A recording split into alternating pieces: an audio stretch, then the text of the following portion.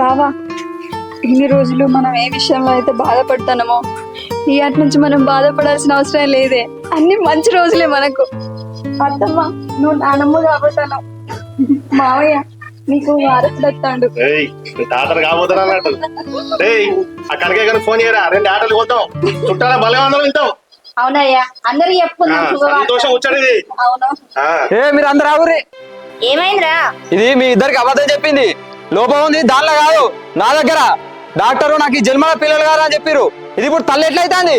దీనికి నాకు ఏ సంబంధం లేదు.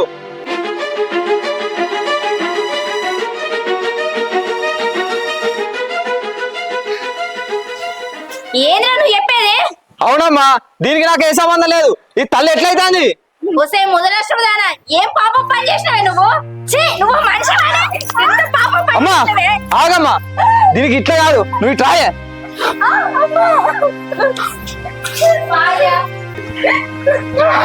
చెప్పే, దీనికి కారణం ఎవరు? నేను కారణం కాదు. ఎవరు కారణం ఎవరు? నిజమయ్యా, నీ తోడు ఈ ఒట్లు వేసావు బాగానే కానీ ఏయ్, ఆగురా. నన్ను కొట్టొద్దని చెప్పి నువ్వెందుకు కొడతానవరా?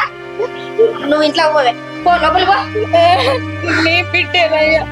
నువ్వు లోపలి పోవే. ఒరే, దానికి లోపం ఉందని ఇన్ని రోజులు అందరికీ తెలుసు, కానీ ఇప్పుడు నువ్వు చెప్పిన దాన్ని బట్టి దానికి అయిన కడుపుకు నీకు ఏ సంబంధం లేదని నాకు అర్థమైంది.